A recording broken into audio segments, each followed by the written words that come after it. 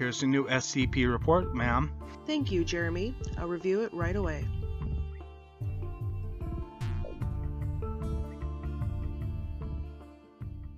Welcome to the newest episode of SCP Reports.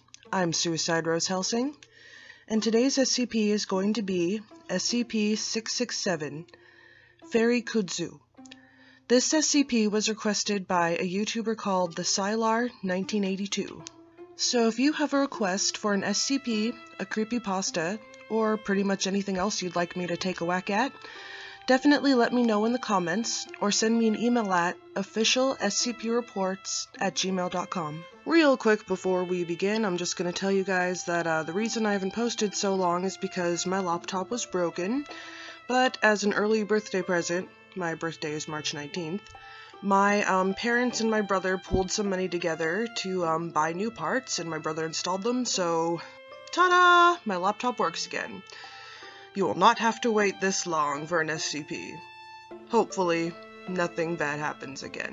Without further ado, here is SCP-667. SCP-667 is a symbiotic pairing consisting of a colony of flowering vines of an unclassified species morphologically similar to Pueraria lobata, also known as Kudzu, designated SCP-667-1, and an unclassified species of flying creatures possessing insectoid and humanoid morphological qualities designated SCP-667-2.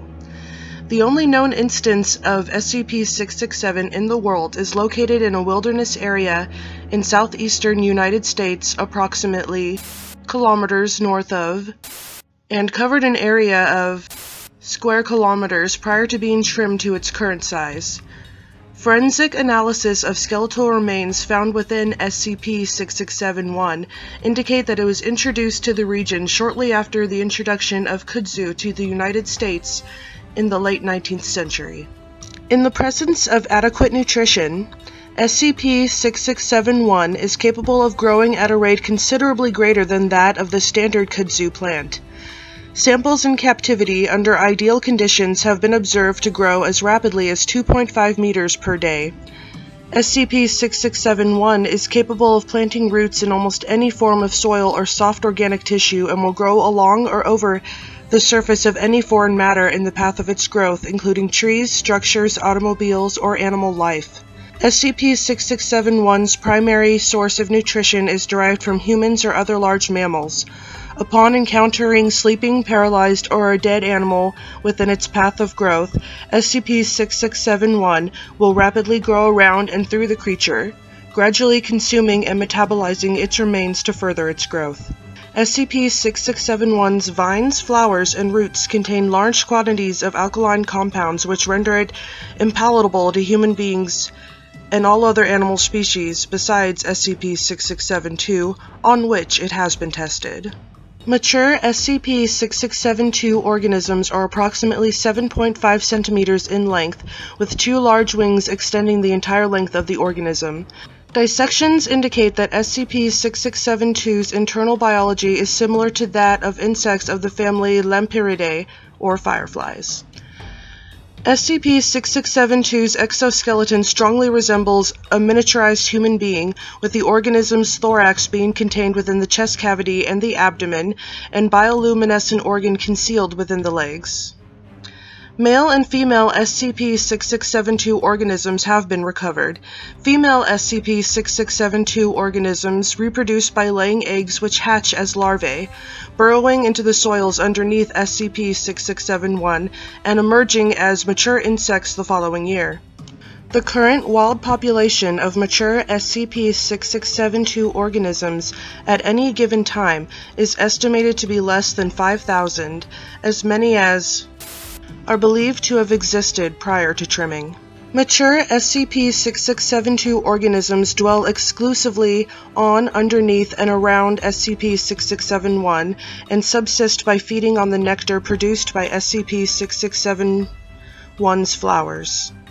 When SCP-667-1's growth begins to slow due to deficiency in its food supply, swarms of several hundred SCP-667-2 organisms separate from the main colony and will travel outward until encountering any medium to large-sized mammal in the area. SCP-667-2 swarms are almost always active only during nighttime hours and are bioluminescent, producing a highly visible green glow throughout the entire organism. All human beings directly observing an SCP-667-2 swarm have described a strong hypnotic effect and compulsion to follow the swarm, which inevitably results in the swarm leading the mesmerized human to the edge of SCP-661's current path of growth.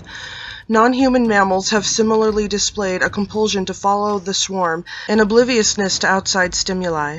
Upon reaching the edge of SCP-667-1, the mesmerized individual will sit or stand still and continue to observe the swarm until dying of thirst, exposure, or as the result of being engulfed by SCP-667-1. At the time of trimming, skeletal remains of approximately distinctly identifiable mammals, including humans, were recovered from the cleared area. SCP-667 came to the Foundation's attention in 2000 following a dramatic increase of missing persons within the wilderness area in the state of. United States Forest Service officials identified SCP-661 as the cause of the missing persons, and upon the loss of several personnel to SCP-667-2 swarms, contacted the Foundation's liaison within the Department of Agriculture, leading to the establishment of Foundation containment over the area. At the time of discovery, SCP-667-1 had become highly invasive, and its growth was projected to reach the outskirts of the city of within less than a decade. Approximately % of SCP-667-1 was destroyed by incineration under the pretense of a forest fire, in order to reduce the colony size to a manageable level. Examination of the region indicates that almost all of SCP-667-1's growth had occurred within the past 20 years. The Foundation's current working hypothesis is that SCP-667-2 was introduced to the region within that time, and that the development of a symbiotic relationship between itself and SCP-667-1 allowed it to begin expanding outward at a significantly greater rate than it had previously. So, it's a plant that is identical to a viney, flowery plant that already exists, and it grows really, really fast, and it will eat pretty much any animal it comes into contact with, including you.